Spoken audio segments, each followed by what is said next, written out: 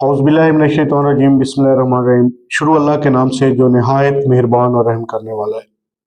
Sahiwal teaching अस्पताल इंतजामिया की मुबैना गफलत या फिर मिली भगत।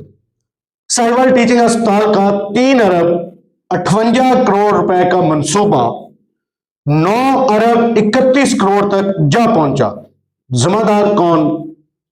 साहिवाल टीचिंग अस्पताल की बनाई गई इंक्वायरी रिपोर्ट के मुताबिक हकाइक आपके सामने रखते हैं और उम्मीद करते हैं कि पंजाब हुकूमत जिम्मेदारान के खिलाफ मौसर कार्रवाई को जरूर यकीनी बनाएगी ताकि वजीर आला पंजाब मरियम नवाज शरीफ के मंशूर को मजबूत करने में मदद मिल सके।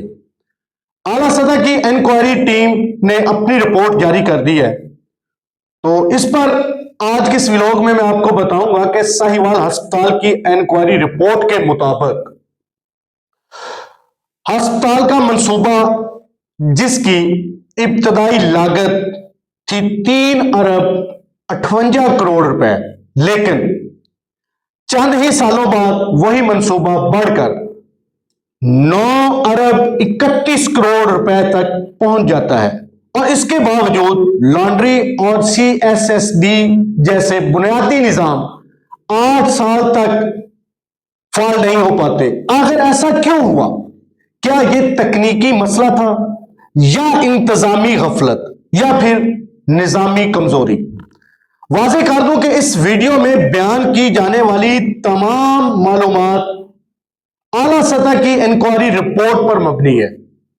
साल 2014 में एक बड़ा मंसूबा मंजूर किया गया जिसका मकसद था DHQ अस्पताल साहिवाल को एक मुकम्मल टीचिंग अस्पताल में अपग्रेड करना। इब्तदाई तखमीना 3 अरब 58 अरब रुपए जो है, मुद्दत तकमील जिसकी थी तकरीबन 3 माह, मंसूबे में शामिल था, जिसमें सर्जिकल टावर की तामीर, जदीद तिब्बी आलात की खरीदारी, CSSD सिस्टम और मुकम्मल लॉन्ड्री प्लांट, ये सब कुछ एक जदीद बिहार के तदरीसी अस्पताल के लिए जरूरी था। लेकिन फिर हुए वही मसाइल शुरू जिनकी आड़ में होना था और भी बहुत लागत में गैर मामूली इजाफा। रिपोर्ट के मुताबिक मंसूबे की लागत बढ़कर 9.31 अरब रुपए तक पहुंच गई, यानी तकरीबन 160% इजाफा। लेकिन किस वजह से किया? लागत का तखमीना लगाते वक्त इस कदर लापरवाही से काम लिया गया कि कई अरब रुपए बाद में शामिल करने पड़े। इंक्वायरी के मुताबिक बुनियादी मंसूबा बंदी का था। बजट का तकरीबन 60% PC1 आलात की खरीदारी के लिए मुख्तस किया गया, जबकि इमारत की तकमीर के लिए कम रकम रखी गई। सादा अल्फाज में इमारत मुकम्मल होने से पहले मशीनरी खरीद ली गई। असल मसला नाकस मंसूबा बंदी था।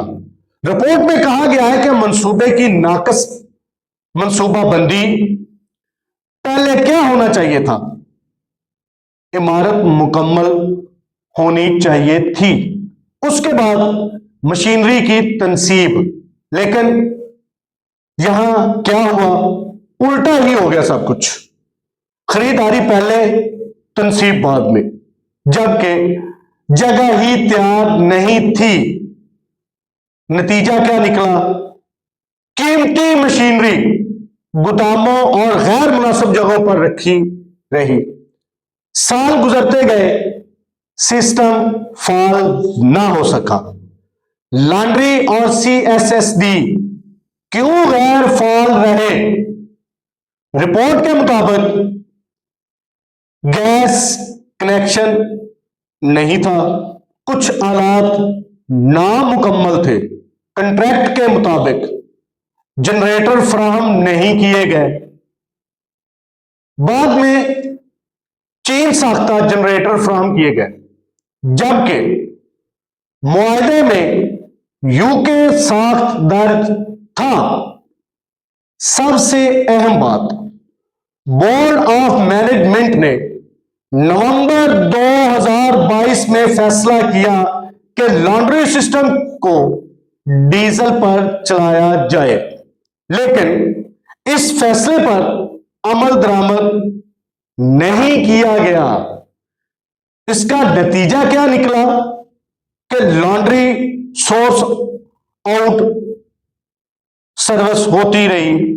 مالی نقصان 2017 سے 2025 تک لانڈری آؤٹ سورسنگ پر تقریباً 143 ملین روپے خرچ ہوئے، اور نومبر 2022 کے بعد جب سسٹم کو مقامی طور پر چلایا جا سکتا تھا، اس کے باوجود تقریباً 48 ملین روپے اضافی خرچ ہوئے۔ دوسری طرف خرید کی گئی مشینری سالوں تک غیر فعال رہی، وارنٹی ختم ہو گئی، حصے خراب ہوئے، کچھ پر زنگ لگ گیا۔ عوام کے ٹیکس کا پیسہ اگر استعمال نہ ہو تو وہ صرف ضائع نہیں ہوتا، وہ نظام پر بوجھ بن جاتا ہے۔ یہاں پر ذمہ داری کا تعین جو ہے وہ رپورٹ میں کیا گیا ہے کہ انکوائری رپورٹ میں مختلف ادوار کے افسران اور متعلقہ ذمہ داران کی انتظامی کوتاہیوں کی نشاندہی کی گئی ہے، محکمانہ کارروائی کی سفارش کی گئی ہے۔ کچھ افسران کے خلاف انکوائری رپورٹ میں پیڈا ایکٹ کے تحت کارروائی تجویز کی گئی ہے۔ وینڈرز کے خلاف جرمانہ اور بلیک لسٹنگ کی سفارش بھی شامل ہے۔ یہاں یاد رکھنا ضروری ہے کہ رپورٹ سفارشات دیتی ہے، حتمی فیصلہ متعلقہ قانونی فورم کریں گے۔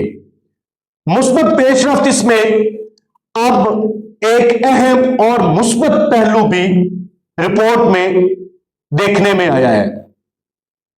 موجودہ انتظامیہ نے نئی 5 سالہ بینک گارنٹی حاصل کی، فیس ادا کر کے گیس کنیکشن مکمل کیا، لانڈری پلانٹ کی تنصیب دوبارہ شروع کی، سسٹم کو جزوی طور پر فعال CSSD کیا۔ یہاں رپورٹ کا ایک اہم نقطہ، یہ رکاوٹ تکنیکی نہیں بلکہ انتظامی نوعیت کی تھی اور بروقت اقدامات سے پہلے ہی حل کی جا سکتی تھی۔ یہ جملہ بہت کچھ بیان کرتا ہے۔ اصل سوال، تو کیا یہ کرپشن نہیں تھی، یا ناقص منصوبہ بندی تھی، یا نگرانی کا فقدان تھا، یا پھر سرکار کو دونوں ہاتھوں سے لوٹنے کے لیے ملی بھگت تھی؟ رپورٹ یہ ظاہر کرتی ہے کہ معاملہ کسی ایک فرد کی غفلت نہیں بلکہ ایک طویل مدتی انتظامی کمزوری کا نتیجہ ہے۔ محترمہ وزیر اعلیٰ پنجاب مریم نواز شریف صاحبہ، ہم امید کرتے ہیں کہ آپ اپنے منشور اور وعدوں کے مطابق ساہیوال ٹیچنگ ہسپتال کے اس معاملے میں ملوث ذمہ داران کے خلاف کارروائی عمل میں لاتے ہوئے گورنمنٹ آف پنجاب کو اربوں روپے کا نقصان اور ٹیکہ لگانے والوں کا احتساب ضرور کریں گی۔ نئے ولاگ تک دیجیے گا اپنے میزبان ارشد فریدی کو اجازت۔ اپنا بہت سارا خیال رکھیے گا۔ اللہ نگہبان۔